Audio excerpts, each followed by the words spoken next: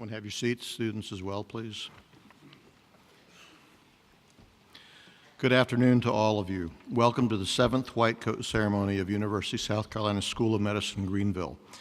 I'm Jerry Yuki, founding dean of the medical school. We're going to start with a little bit of housekeeping. Please, if you haven't done it, silence all cell phones. And I'm going to ask you to refrain from flash photography. We have professional photography for the students as they come by, and those will be digital and available online. We're going to begin this afternoon with an invocation from Reverend Hartman, and that will be followed by a memorial tribute to Professor Emeritus Stanley Von Hoff by Dr. Spence Taylor. Would you all please stand for the invocation? I invite you to bow your heads with me. Gracious God, sacred Other, higher power, we give you thanks for this gathering today. We are buoyed by the thrill of achievement. We are empowered by hours of preparation that find a capstone in this presentation of white coats. We are grateful for the opportunity to serve humanity. We are humbled by the finiteness of all of our efforts before you, O God. May our strivings after healing and the practice of medicine be tempered by the limits and fallibility of all human knowledge. May our hearts rejoice when we have brought our best selves to the healing enterprise. May our hearts be silent when we meet the mystery of the unknown that will always be with us. In your holy name we pray. Amen.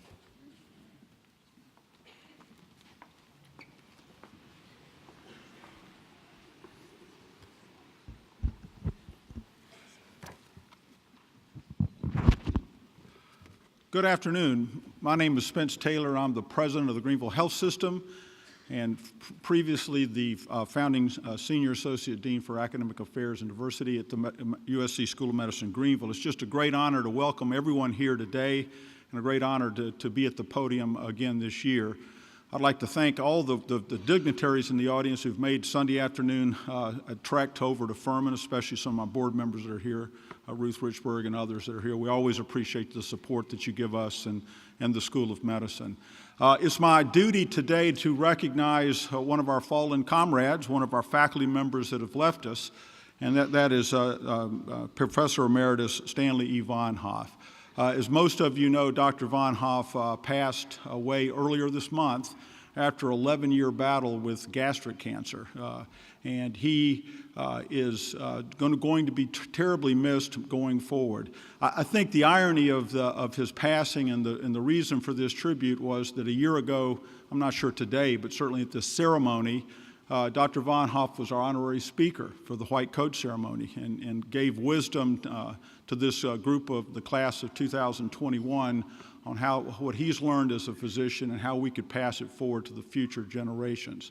And so with that, I think it's only right that we give a tribute to Dr. Von Hoff today. As you recall from last year, I think I had the honor to introduce him as the speaker. He was an amazing individual. He was born at Donaldson Air Force Base in Greenville and was raised in Landrum by his mom and aunt and uncle. Went to Clemson University, and upon graduation from Clemson University, went to Vanderbilt Medical School, which I think he said in his address last year, was some of the greatest years of his life. Was an internist by heart and training. You could tell by just the way his fabric was. Went to UNC for his medical training in internal medicine, and then from there went to the Air Force, to Wilford Hall in San Antonio, Texas, at Lackland Air Force Base, where he did an endocrine fellowship. Then after his time in the Air Force, came back to Greenville and spent his entire professional career here. he was a master teacher, and his heart was always in the right place around teaching, and I think since 1991 was fully devoted to the teaching staff and the residency program in internal medicine here, and was just truly a fixture. As I said last year, he was instrumental early on in trying to put together the curriculum that many of us had envisioned, and really that Dr. Von Hoff and his career personified. He was a master clinician, and was one in which, when I came to Greenville in 1992, it was just an honor to take care of his patients. And anytime you got consulted by Dr. Von Hoff's patients, you really had to have your A game. You had to bring it to the next level. And it would always be a little knot in your stomach when he would call you or page you, please call Dr. Von Hoff after you've operated on one of his patients, because invariably we didn't check a lab that should have been checked, or there was some diagnosis we weren't quite on top of. He was the consummate internist and a credible role model. I vividly remember his address last year, and if any of you were here, and many of you probably were not, since this is mostly devoted to the class of 2022, he talked about the physical examination, and don't lose the physical examination. And while technology is a major contributor and major steps forward in the diagnosis and management of our patients, you can't really replace the touch to the patient, the examination, the thoroughness, the physical examination. I vividly remember he gave 6 great scenarios on examples of how the physical exam would have been the only way to have made the diagnosis and made the difference as opposed to technology. Really a very compelling talk last year. So with that, I would like to recognize Dr. Von Hoff. He had a long illness that he fought very hard. It was almost inconceivable to think he's still not here with us, that he coexisted with that very aggressive diagnosis for so long. And I think it's only fitting that we give him a moment of silence if we can. And I'll invite everyone, if they would, to get comfortable in their chair, and let's have a small blessing or a moment of silence that Dr. Von Hoff and heaven can feel and contribute with.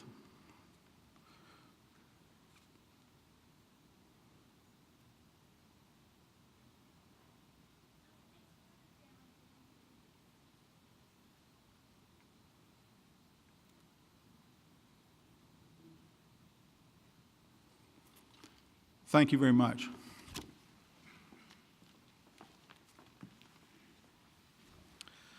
Thanks, Spence.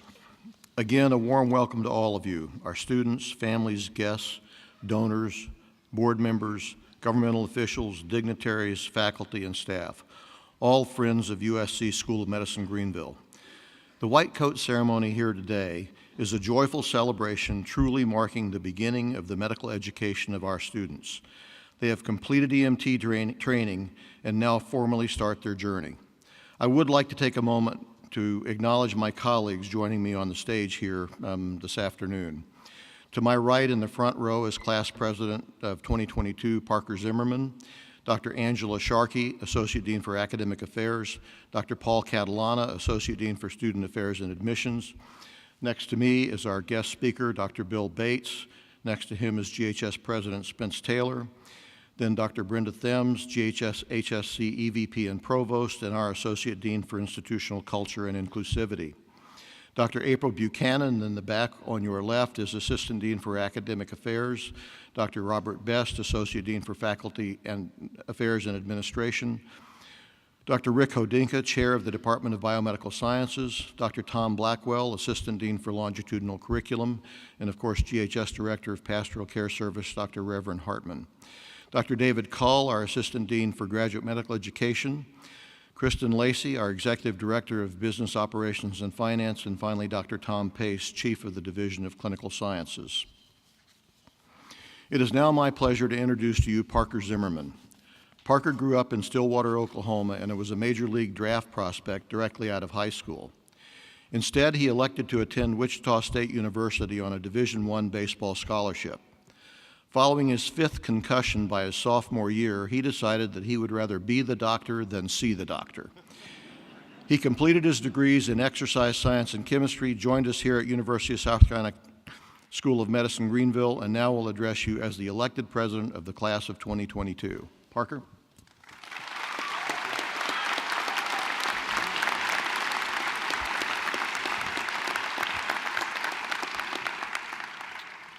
Thank you, Dr. Yuki. If I'm honest, I was hesitant to walk up here and begin speaking to you all today, not out of fear of just speaking to you, but I wasn't sure if my scene was safe and if I had my BSI on. So with that being said, on behalf of the class of 2022, I would like to thank you all for coming here today. It's truly an honor to be receiving our white coats, and we are grateful that each of you chose to be a part of this special day with us. I've had the privilege of getting to know all the people before you, and they come from such diverse backgrounds, including 35 different undergraduate institutions. You would be blown away if I went into detail about the accomplishments each person has achieved in getting here. With that being said, I'm greatly honored to be speaking to you on behalf of my class. Receiving the white coat is traditionally viewed as the beginning of a medical student's path to becoming a physician. This tradition started in 1993 at the Columbia University College of Physicians and Surgeons. Since this initial ceremony, schools all across the country have adopted this as the rightful passage for a student into the field of medicine. Today, we are humbled to partake in this tradition. The road to medical school is unique. I believe our class is an excellent representation of this, signifying the many different avenues that have brought us here. We have students that are fresh out of their undergrad institutions, some whom this is a second career path, and others who took some time off to work, travel, or pursue other degrees. Although there were differences in how we got to this extraordinary school, we're all united in the common passion we have to becoming exceptional physicians. At some point or another, each one of us had a transformational experience that sparked our interest towards the field of medicine. For me, that was a shadowing encounter with a physician. For others, it was being in a class that showed the incredible design of the human body or an interaction as a patient under a physician's care. No matter how that initial spark of interest came about, there are a few commonalities that each of us had to go through in getting to this day. For starters, the dreaded MCAT. I do not know about you, but I've yet to meet someone who has thoroughly enjoyed taking that test. After finishing the 7 hours of misery, we walked out either raising our arms in celebration, Breakfast Club style, or like me, went to curl up in a ball and waited till my score came back a month later. From there, we moved to the MCAT's application and were exposed to the hefty price tag that comes with a career in medicine. We each had to work through this while life continued to move forward, whether that was school, work, or making sure you made it to grandma's 90th birthday. This was all in hopes of obtaining a coveted interview spot. With an interview invitation finally in our inbox, we ran to the closet and went through every article of business attire we had, only to deem none of them worthy for this monumental day. So what did we do? We went out and spent the money on a new look that helped make us feel at our best. I'm a big sports guy and like to follow the motto of if you look good, you feel good, then you play good. So after we had the outfit taken care of, we Googled medical school interview questions and proceeded to run through them in front of our bathroom mirrors countless times, placing bets on which questions we were sure to be asked. Then came interview day. We pulled up to the school to see our names listed on a reserved parking spot. I was wowed before the day even really got started. Throughout the day, our one hope was to show the admissions committee that we weren't just weird nerds, but that we were actually really good at talking to people. Walking out of the building at the end of the day, we began the process of overanalyzing every conversation and encounter that took place, telling ourselves we would officially give our left kidney to get into this school. Next came the wait that felt like an eternity, waiting for that phone call or email, refreshing our inbox every minute of the day. Then, the dream we had always hoped for became a reality. It happened. We were accepted into medical school. In whatever way that moment unfolded for you, I can guarantee it will be one that never dissipates from your memory. Following our acceptance, we called all of our family and friends to tell them we had in fact done it. We were going to be doctors. Looking back, I laugh at the amount of time we probably spent preparing our Instagram post that proclaimed to the world that we would be attending the USC School of Medicine, Greenville. I hope we never lose sight of the pride and sense of accomplishment we felt being accepted into this school, recognizing we are some of the few that get such an honor. To get here today, we're amongst the 3,772 students that applied to this school. Making it into the group of 343 students that got the opportunity to interview was noteworthy. Ultimately, our school decided to choose us, and we accepted to be a part of the class of 2022. The 105 of us before you today represent just 2.7% of all applicants to this school. And if you get to know them as I have, you would know exactly why. From there, our school supply needs took a different form as we went to pick out our very first stethoscope instead of the typical 3-inch binder, which we now know would only hold about a day's worth of material. With our stethoscope at the ready, we then proceeded to take a picture with it around our neck, even though we had no idea how to use it. You cannot tell me that I was the only one who walked around listening to my own heart and lungs, and yes, I found out my dog does have a heartbeat as well.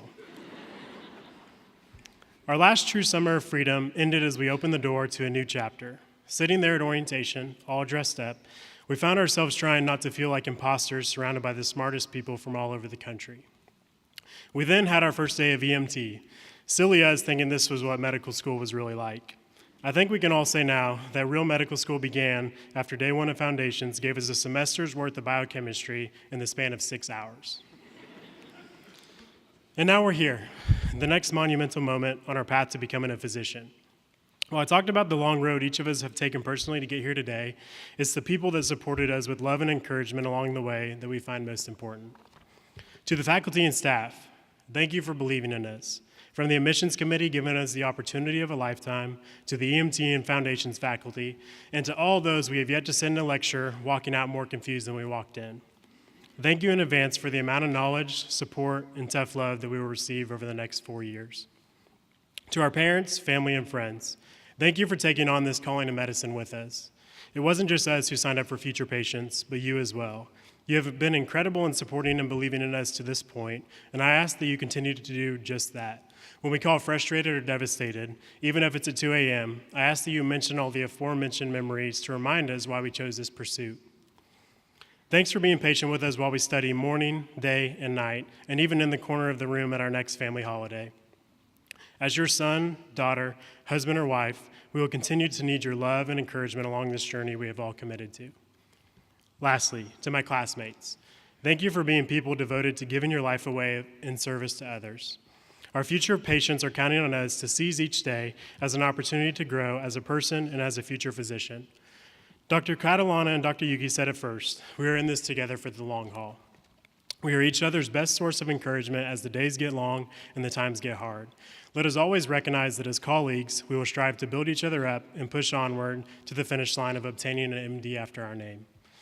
What a great privilege and celebration it is for us to receive our white coat today. Surrounded by those we love the most, let us make today another milestone that we will forever cherish. Let this coat be a daily reminder of the professionalism and compassion we are developing for the care of our future patients.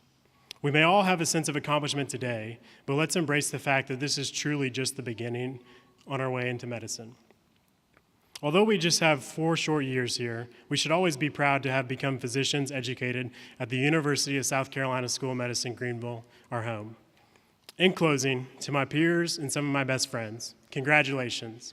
If I can leave you with anything, it is this. Even with a white coat, we must always remember our roots. Scene safe, BSI, the stair chair is our friend, and most importantly during CPR, we never get off the chest.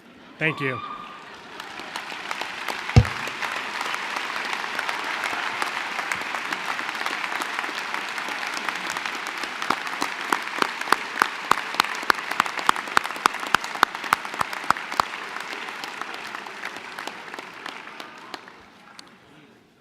Parker, thanks very much. May you and your classmates keep your perspective and your sense of humor on this journey. It'll serve you well.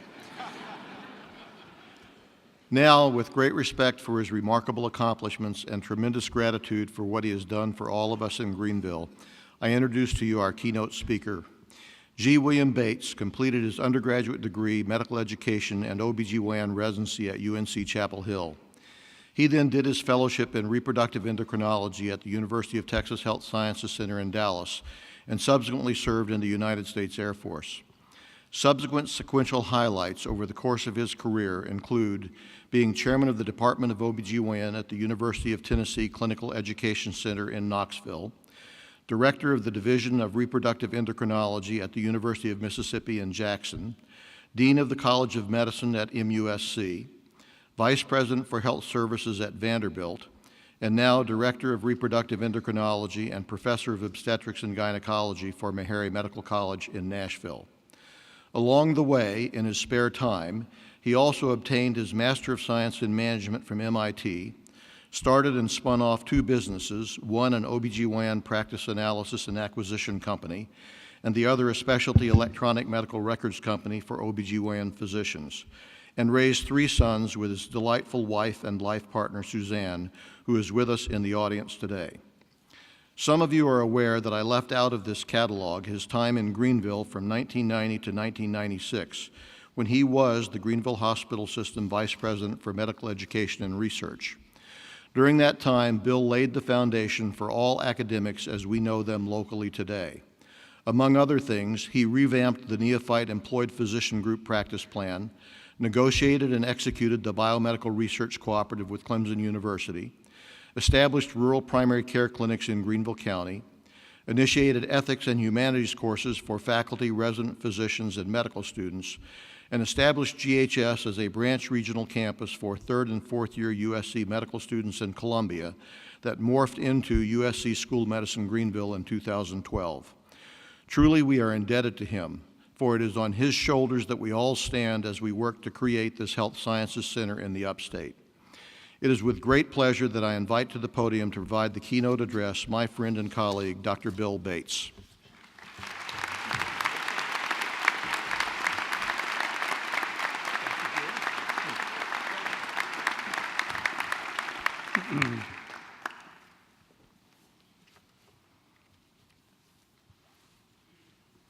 Dean Yuki, thank you for honoring me with the invitation to present this Whitecoat address to you, the class of 2022.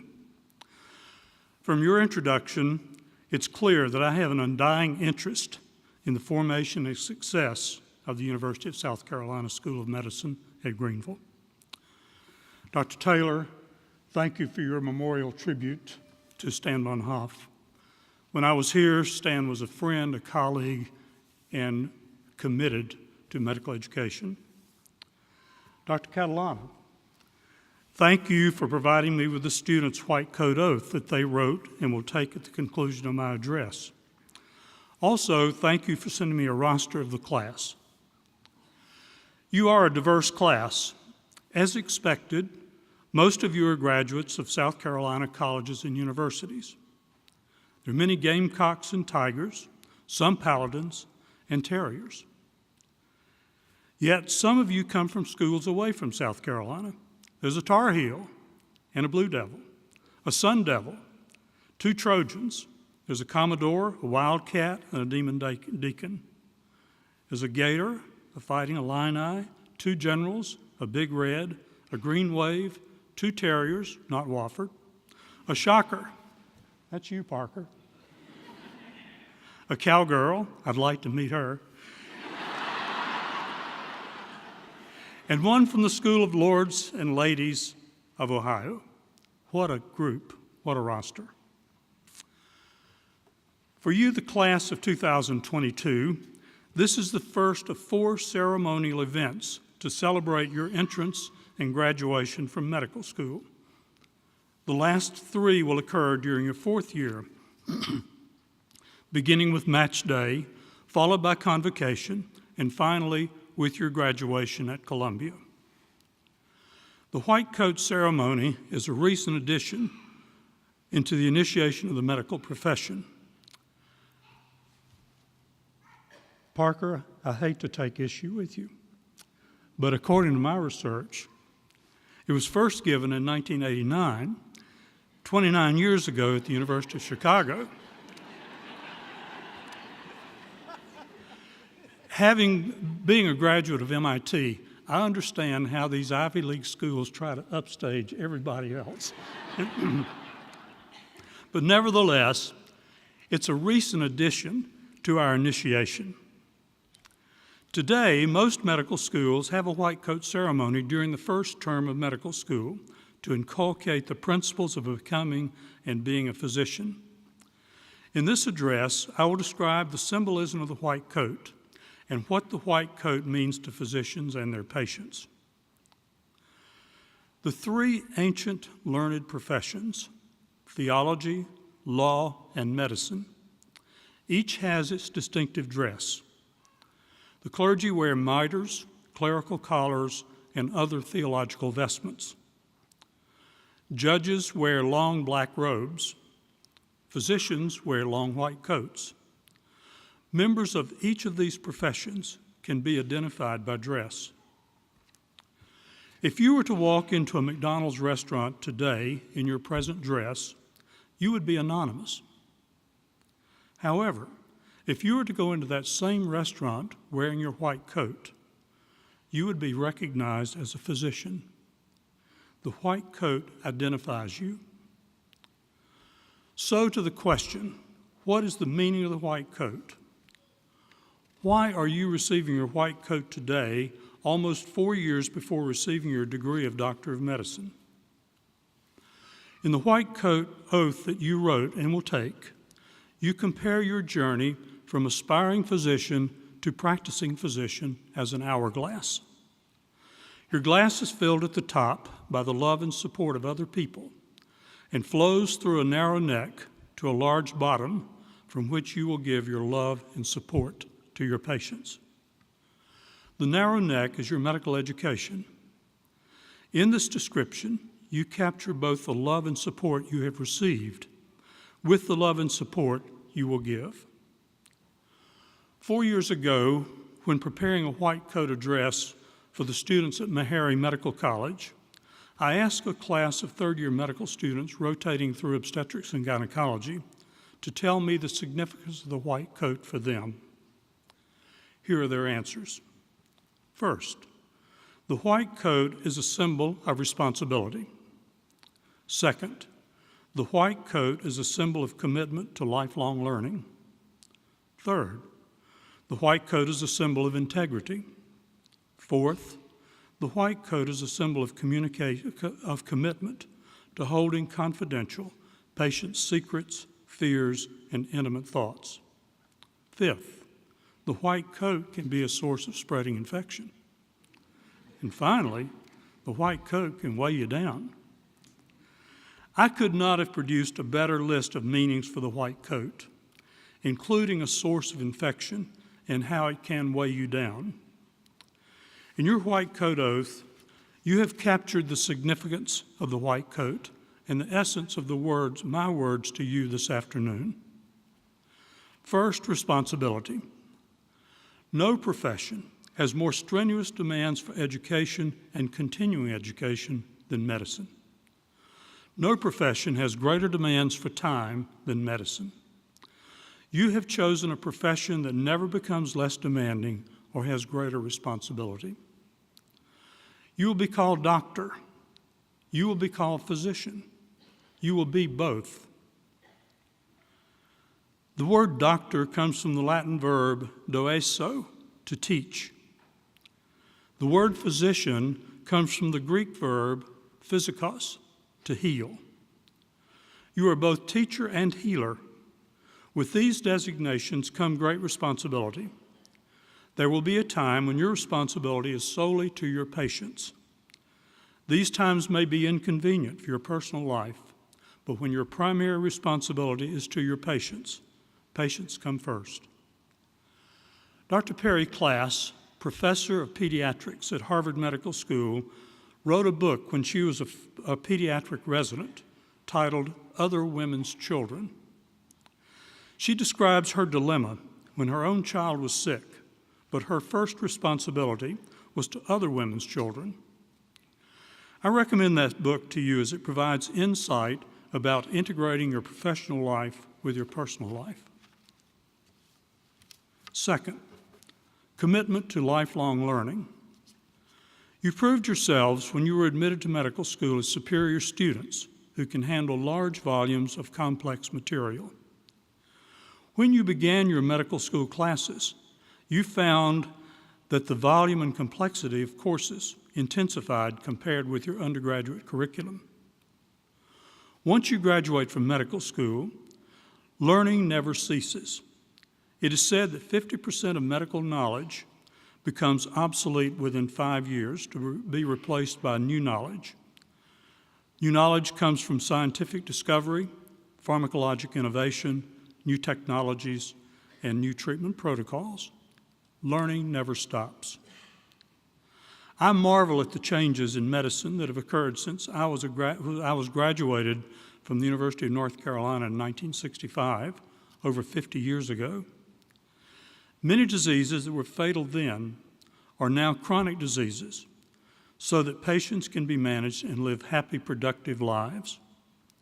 Scientific discovery and innovation will not stop during your career, but will only increase. The internet enables widespread dissemination of information at light speed. This spurs implementation of medical discovery and protocol. Third, integrity and confidentiality. As a physician, you are held to a higher standard. The admissions committee at USC School of Medicine, Greenville, in selecting you for admission, made a judgment about your personal standards and integrity. For you to receive your white coat this afternoon, 2,900 other applicants to this school are not sitting in your seats. Many factors went into your selection: academic performance, success on the MCAT exam, your personal statement, the opinions of you from those who wrote your letters of recommendation, and from the impression you made during your interview. Your faculty, fellow students, staff with whom you work, and your patients assume that your integrity cannot be questioned. In working with patients, they will tell you personal stories that reveal their innermost secrets, fears, and joys. You will hear confessions of marital infidelity. You'll hear of pregnancy termination. You'll hear of a drug abuse. You'll hear of fears of death. You'll hear of the joy of the birth of a child. You must hold these stories and confessions in trust. Of the three ancient learned professions, you are a physician. You're not a priest. You're not a judge. You have no authority to forgive or to judge. However, as a physician, you do have the opportunity to enable your patients to forgive themselves and make appropriate judgments about their lives. This is part of healing. Finally, dirty coats and heavy coats. Studies have shown that physicians' white coats can be a source of communicable disease. Some advocate abandonment of the white coat to prevent spread of infectious diseases. However, this idea has not caught on. The white coat remains. I hope it does so. However, keep your white coat clean. A dirty coat, in my opinion, shows lack of respect for the profession and lack of respect for patients. Keep one on your body, one in the closet, and one in the laundry. White coats, especially those of medical students, can become heavy. They become weighted down with notes, tablet computers, cell phones, stethoscopes, and other paraphernalia. It is not enough to keep your white coat clean. Keep it uncluttered and neat as well. Frequently, I'm asked to write letters of recommendation for our fourth-year medical students at Meharry who are applying for residency positions. The United States medical licensing exam is required of every medical student in the United States. It is the only measure of medical knowledge and medical school performance. A low but passing score on USMLE Step 1 can keep a senior student from being selected for his or her desired residency position. Even though you will not sit for that exam for 18 months, I encourage you to think of that exam now. At the end of each day, ask yourself the question, could what I learned today be an item on the exam tomorrow? You are not in competition with your classmates, but you are striving to do your very best. Attend classes. With your integrated curriculum, it is difficult to skip classes. But remember, you cannot obtain your medical education through Google, Wikipedia, or first aid. If you find yourself falling behind, let your professor know that so you can receive appropriate support. We faculty want each of you to succeed and graduate with your class.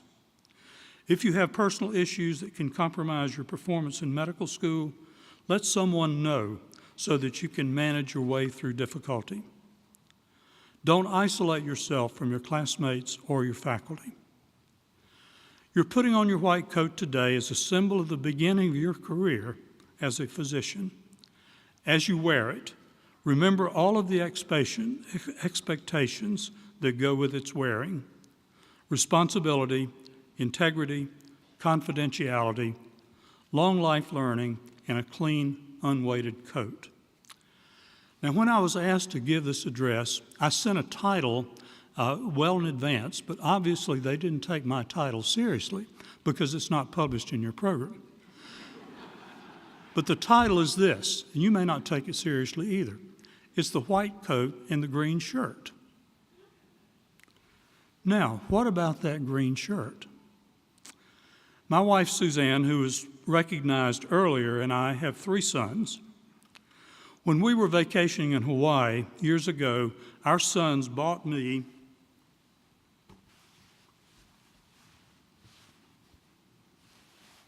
this green shirt. It is dyed with an extract of green dye from shredded money, and it reads, "Bank of Dad."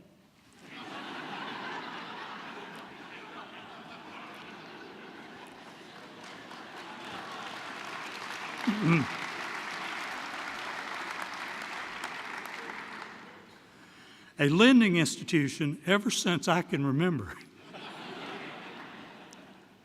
I can tell you, this Bank of Dad has provided many opportunities, loans, forgiveness of loans, love and support of our sons. To each of you receiving your white coat today, there are many green shirts supporting you. They're your parents, step-parents, a spouse, children, siblings, grandparents, faculty, and friends. Your green shirts will continue to support you during your medical school and beyond. They take pride in you and in your accomplishments and success. Now, I would like, as I call you, the green shirts to stand. Parents? No parents here? Okay.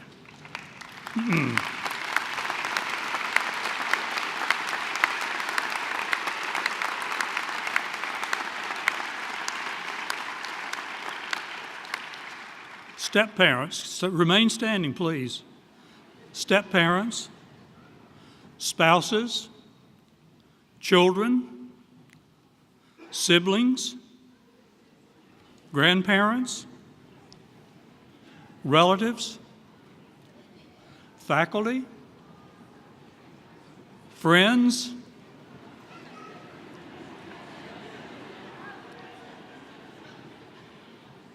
white coat recipients, stand, turn around, and applaud your green shirts.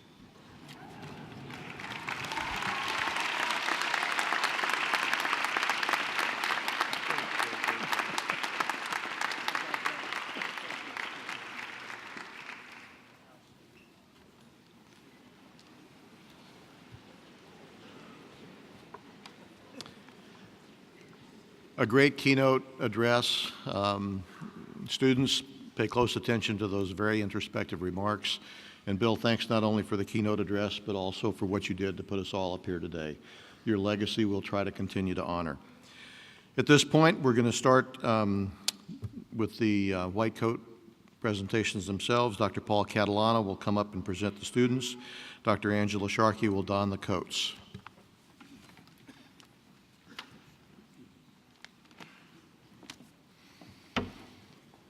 Well, good afternoon. I want to offer again my thanks to all of you for being here today. As the students begin to gather, I want to thank 2 other groups of individuals. First, there are a variety of people behind me and behind the scenes from the Office of Student Affairs and the Office of Academic Affairs who have put this program together. I certainly want to thank them. And I also want to thank many of the clinical faculty and the biomedical science faculty who are here today. Without each and every one of you and without your dedication and commitment, this ceremony certainly would not be possible. A little bit more about the students that you have heard from. Again, they are from some 35 colleges and universities. There are 65 women, 40 men. 73 are from South Carolina. Others are from throughout the country.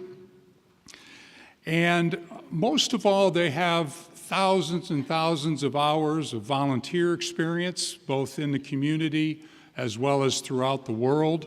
They've traveled the world. They're musicians.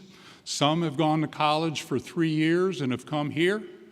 Others have had a second career and come here. There's a collegiate soccer player, a collegiate basketball player. We heard of Parker, who I guess if it weren't for his 5 concussions, might be elsewhere, but we're glad he's here. There are rock climbers. There's someone who played the Chick-fil-A cow, which I think is pretty neat. There are fitness teachers, yoga teachers. Somebody here has pet shrimp. One is a catfish noodler. I've seen that on TV, and I will never go close to doing that.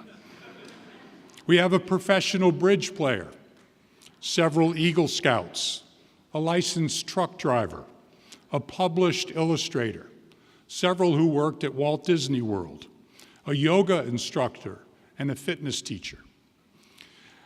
And most of all, we have a group of students who are here today not only because they're bright, not only because they're committed, but because during the interview they proved to us that their compassion, their integrity, and most of all, their commitment to their future patients shine through. So we're going to go ahead now and start announcing each of these 105. We'll start with Anjali Ameline.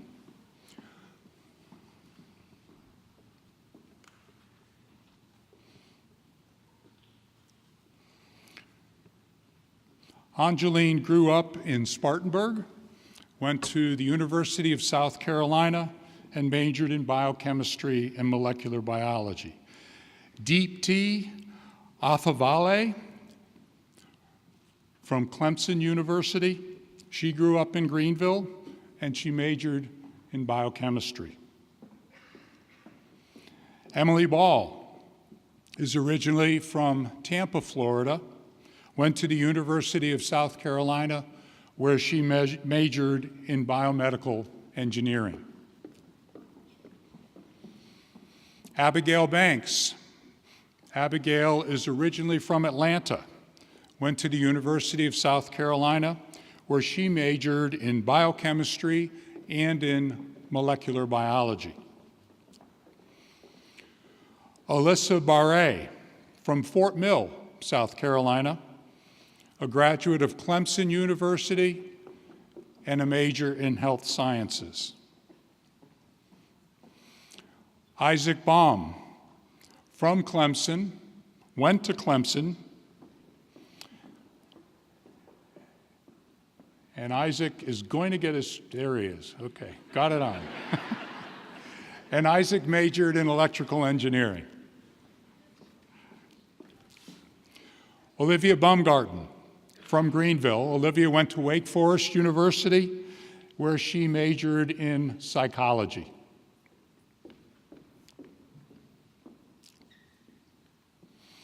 Michael Bell. Michael grew up in Hartsville, South Carolina, went to Vanderbilt University, where he majored in Spanish.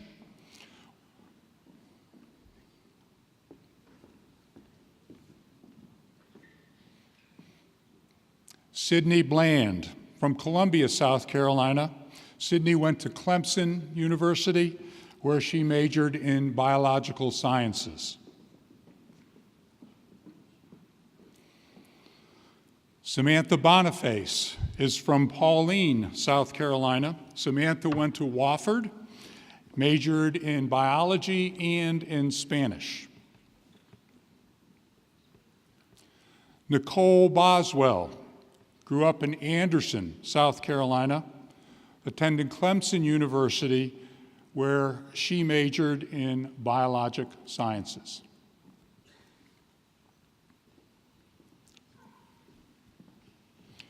Kelly Briggs attended the University of Florida, where she majored in applied physiology.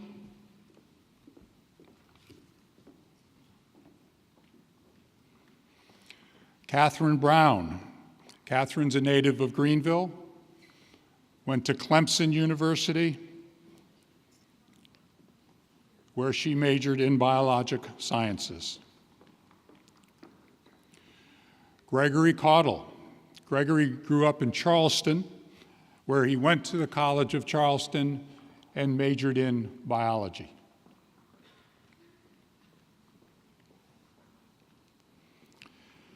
Daniel Kosther from Travelers Rest attended Clemson University, where he majored in biological sciences.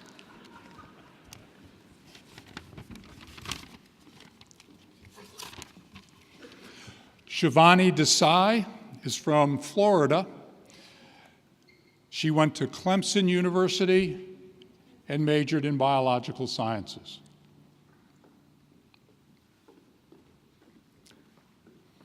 Kyle Duke from Mount Pleasant, South Carolina, went to school here at Furman University, where he majored in neurosciences.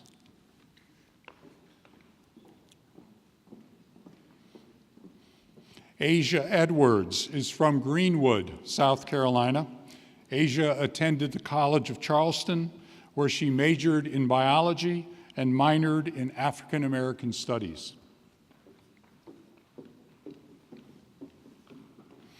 Courtney Fant.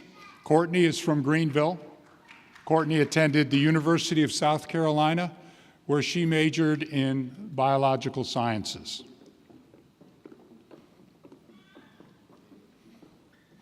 Austin Foster is from Charleston, went here at Furman University, and Austin majored in business administration.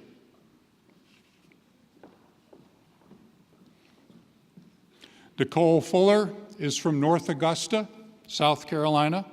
She went to Southern Illinois University, where she majored in biochemistry.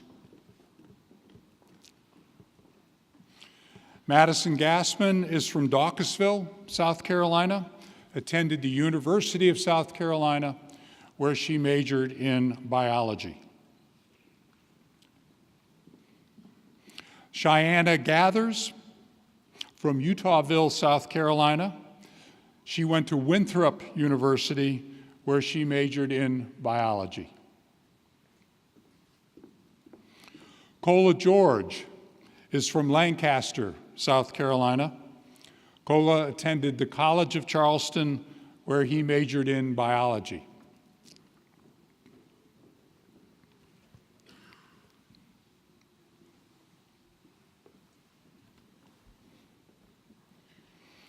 Fernando Gonzalez from San Diego, California.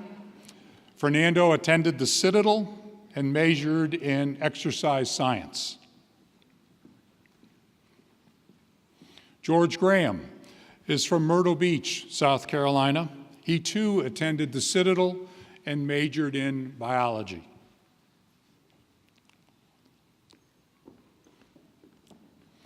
Alicia Grant is from Maryland originally, attended the University of South Carolina with a major in biology.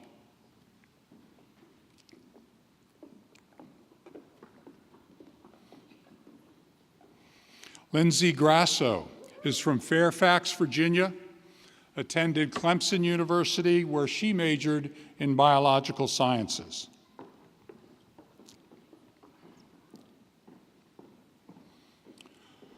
Danetta Green is from Sumter, South Carolina. Danetta attended Emory University, where she majored in biology, psychology, and linguistics.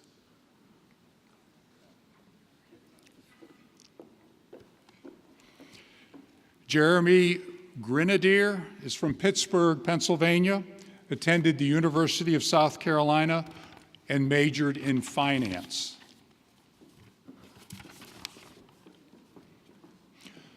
Maya Grzesiak is from Greenville, Maya attended the College of Charleston, where she majored in public health and in biology.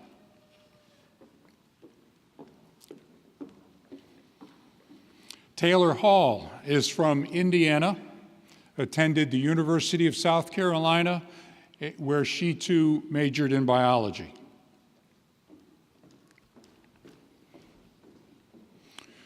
Cohen Hazenkamp traveled all the way from Australia to be with us, where he grew up, attended Francis Marion University in Charleston, and majored in biology.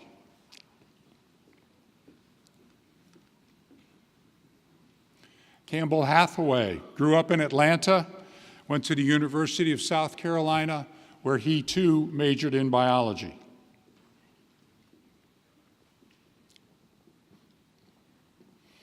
Kristen Herbert grew up in Arlington, Virginia, attended Anderson University, where she majored in biochemistry. Brooke Hisrick is originally from Canton, Ohio, attended Clemson, and majored in both biochemistry and Spanish.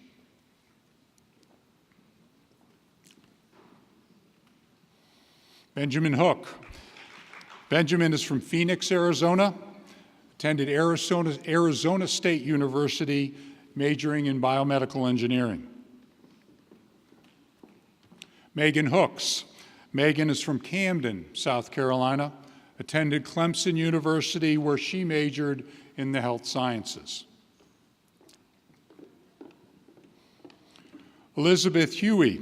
Elizabeth grew up in Mount Pleasant, attended Clemson University, and she majored in both biochemistry and genetics. Natalie Ivy. Natalie is from Anderson, South Carolina, attended Clemson University, and majored in bioengineering.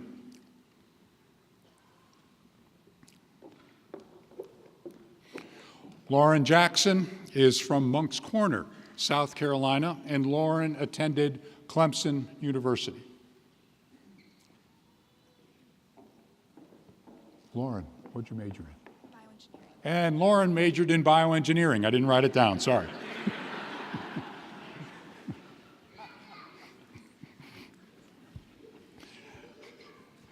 James Jackson. James is from Nashville, Tennessee. James attended Clemson, where he majored in biological sciences.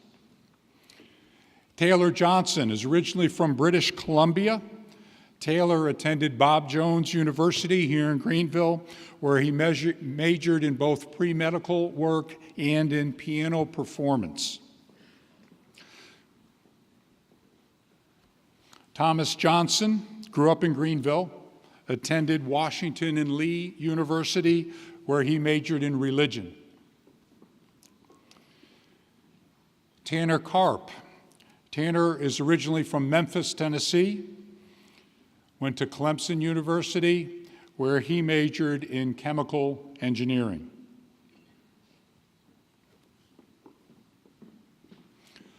Amanda Kington. Amanda grew up in Lexington, South Carolina, attended Clemson, and majored in biological sciences.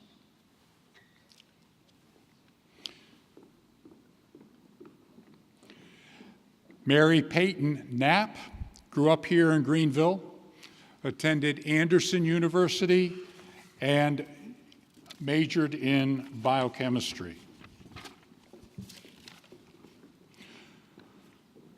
Brian Nodler is originally from Wheaton, Illinois. Brian attended school here at Furman, where he majored in health sciences. Haley Kratchman is from Linwood, New Jersey. She attended Clemson and majored in biological sciences. Allison Craniac is from Charlotte, North Carolina. Allison went to Davidson and she majored in chemistry. Harrison Lancaster is from Tega Cay, South Carolina, Went to the University of North Carolina at Chapel Hill and majored in biology. Margaret Lang is from Charleston. She went to Wofford and majored in biology. Eugene Langen. Eugene grew up here in Greenville, attended college here at Furman, and majored in the health sciences. Charlotte LeBlanc. Charlotte grew up in Swampscott, Massachusetts, went to Kenyon College, where she majored in molecular biology. Daniel Lee is from Chesterfield, South Carolina, attended the University of South Carolina, where he majored in biology. Debbie Lee. Debbie grew up in Wilton, California. She attended the University of California, where she majored in biological sciences with a human biology emphasis.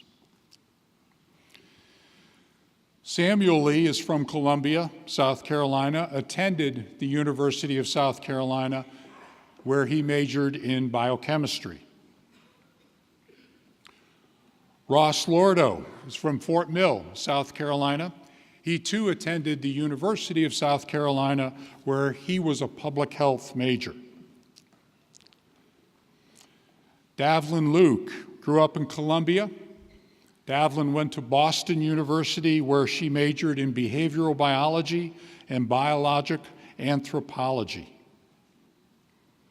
Tristan Mackey grew up in Health Springs, South Carolina. Went to the University of South Carolina, majoring in public health. Jeffrey Marston grew up in Williamsburg, Virginia. Attended the University of South Carolina, where he majored in exercise science. Madhuri Martin was originally from New Delhi, India.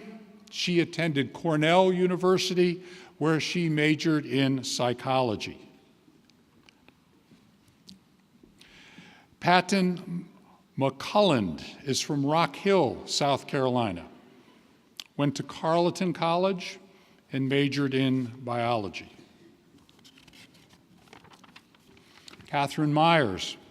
Catherine grew up in Middlesex, New Jersey, attended Cornell University, where she majored in food sciences. Kirsten Miller grew up in Rock Hill, South Carolina, went to school here at Furman University, where she majored in music. Stephen Moorhead. Stephen is from here in Greenville, attended Clemson University, where he majored in biology. Robin Mulraney is from here in Greenville. Robin attended the University of South Carolina and majored in biology. Caitlin Muscarella grew up in Pulaski, Pennsylvania, attended University of South Carolina, where she majored in exercise science. Shakti Naidu grew up in Houston, Texas. She attended George Washington University, where she majored in women's studies and in biology.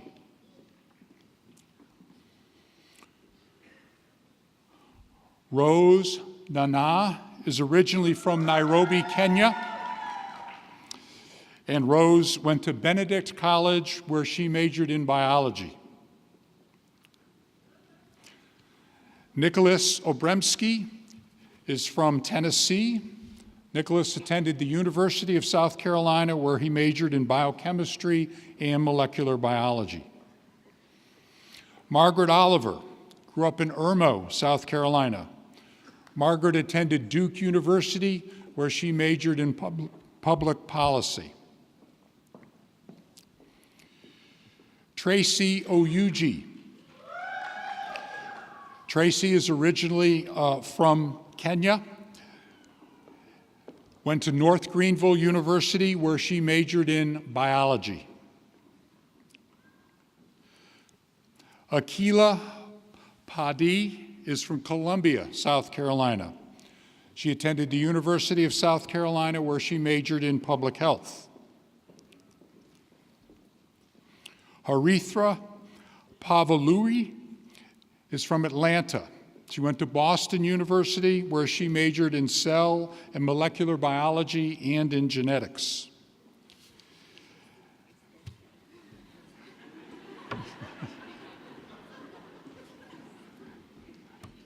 Okay, now I can go with Nicholas. We got that on. Nicholas Pupor is from Greenville. Went to the University of South Carolina, where he majored in biology. Mina Rizmani, is from Charleston, South Carolina. Mina went to Wofford University, where she majored in biology. Madison Ritter is from Dayton, Ohio. Madison attended Furman University, where she was a neuroscience major. Julia Rodriguez is from Tampa, Florida originally. She too attended Furman University, where she majored in the health sciences. Allison Sansone is originally from Arlington, Virginia. Allison attended Clemson University and majored in biological sciences. Noah Schammel is from here in Greenville. Noah attended Washington and Lee University, where he was a neuroscience major. Kayla Schilling is from Jacksonville, Florida, attended Clemson University and majored in biological sciences.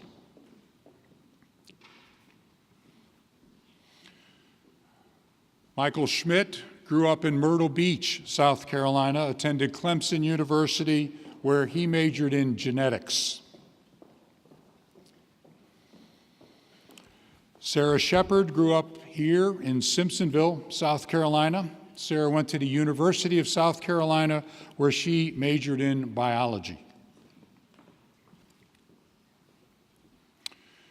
Carolyn Shin is from Spartanburg, and went to Clemson University, and she was a nursing major. Michelle Shugart grew up in Fort Mill, South Carolina. Michelle went to Clemson University, where she majored in biochemistry. Ashley Snell grew up here in Greenville, went to college in Spartanburg up at Wofford, where she was a double major in biology and in Spanish. Daniel Spangler from Rock Hill, South Carolina, went to Clemson University, health science major, and represents our first injury to this class. The first of many, I'm sure. Madison Stewart. Madison grew up in Easley, South Carolina. Madison went to the University of South Carolina, where she majored in public health. Sarah Strandholm grew up in Steamboat Springs, Colorado, attended the University of Wyoming, where she was a major in both physiology and in Spanish. Dan Stratt is a native of Chicago, attended the University of Illinois, and majored in nuclear engineering. Christine Suki is from here in Greenville. Christine attended Lander University and majored in exercise science. Mandy Tate. Mandy is from Piedmont, South Carolina, attended the University of South Carolina, where she majored in biology. Alex Tashon is from Malden. Alex went to the University of South Carolina and was a double major in biochemistry and in molecular biology. Jonathan Thomas grew up in Rock Hill, attended Clemson University, majored in biological sciences. Gregory Thurman is a native of New Mexico, attended the University of Charleston in West Virginia, where he majored in organizational leadership. Lauren Tyler is from Bluffton, South Carolina, attended Clemson University, majoring in biology. Regan Meter from Charleston, attended Clemson University, where she majored in bioengineering.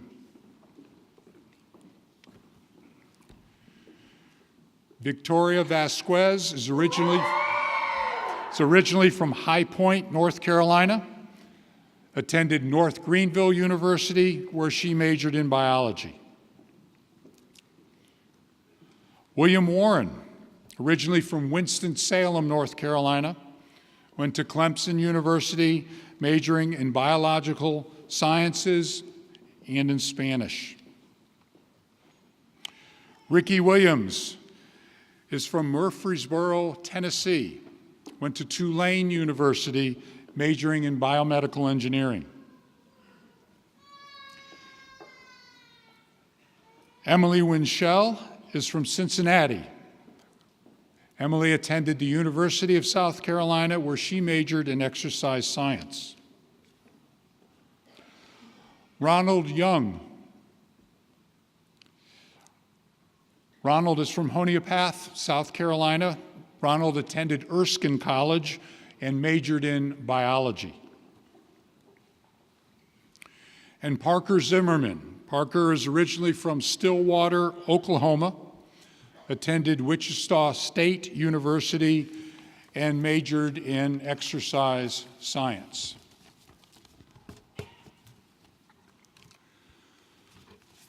It's my pleasure again to welcome and introduce the class of 2022. Big round of applause.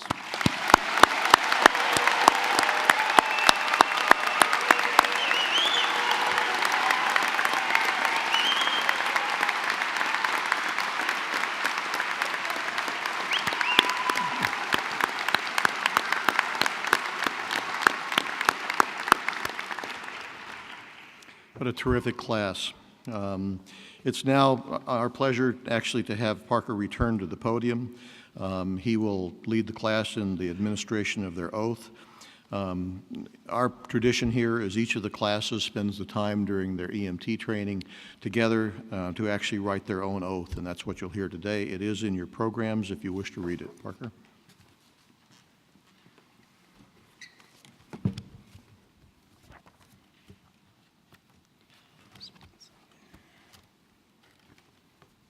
All right. We, as the USC School of Medicine Greenville class of 2022, have come here today to commit to the Whitecoat and everything it entails. Above all, we commit to the fundamental idea that love equates service. Because of the love and support that have been poured into us, we have the privilege and capacity to love and serve the community in a unique way. Our commitment to the Whitecoat is much like an hourglass. The top represents everyone who has poured their love and support into us. The middle represents us. Just like the bottleneck of the hourglass controls the rate at which the sand flows, we control the impact we have on others. The bottom of the hourglass represents the people we pledge to love and to serve, our patients, communities, and families.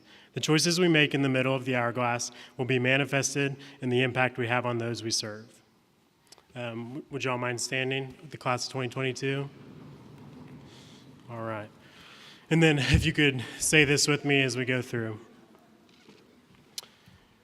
To those who have loved us, supported us, inspired us, and nurtured our curiosity at the beginning, we pledge to continually reflect on all the opportunities you have granted us, everything you have taught us, and all that was sacrificed to help us. We commit to continue the legacy of care, education, empowerment, and change that all those before us have created, and to impact other lives as you have impacted ours. We strive to maintain the standard of excellence and the curiosity that you fostered, to be conscientious and responsible for change we want to see in medicine. We promise to our families, those that have supported and cared for us throughout our lives, to uphold the values of love and integrity you have instilled in us.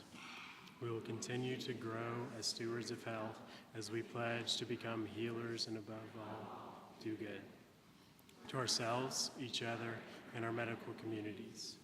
We pledge to maintain our own truths, to be authentic to our motivations, to continuously self-reflect and provide balanced self-care in order to serve other future patients. We commit to lifelong learning, to express curiosity, and to be conscious in each of our actions and the impact those actions will have on future generations. We strive to always be aware of our own biases, to practice cultural humility, and to always accept and promote differences of thought, lifestyle, and opinion. We promise to maintain communication with our patients and with each other, to acknowledge our own weaknesses, and to rely on the strengths of others when we fail. We will constantly strive to maintain our vulnerability and honesty, and to recognize stress and obstacles in each other's lives, so that we may be present for each other in order to truly be present for our patients. And above all, do good. To our patients,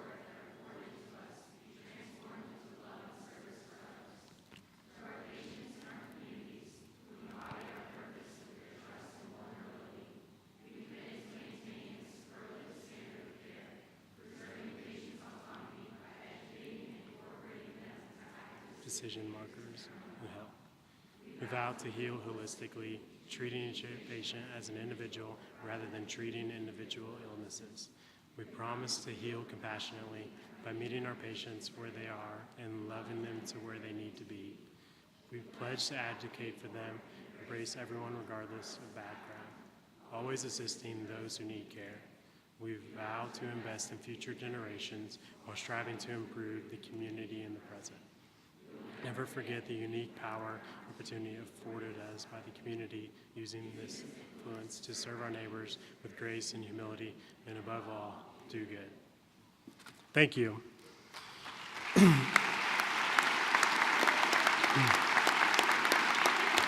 like 1 minute. As we don these white coats, we acknowledge the sacred responsibility to our patients. This is a privilege we as a class and as individuals share, to enter into a personal relationship with each person we encounter during their times of greatest need. Because we have love for each of these things, our families, ourselves, and our patients, we devote ourselves to service and stewardship through compassionate healing. In taking this oath and wearing these coats, we now represent and continue the legacy set before us and will pave the way for generations to come. Now, as the class of 2022, we promise to go above and beyond the call to do no harm, but now instead to do good. Thanks, Parker. Okay, thank you. Class, please be seated.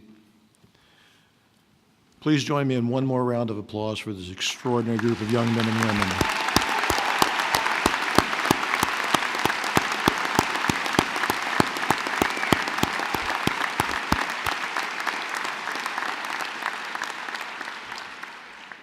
In closing, I'd simply like to thank you all for coming to this terrific event this afternoon, and a personal special thanks to the School of Medicine faculty and staff who do such a great job planning and executing our ceremonies and celebrations.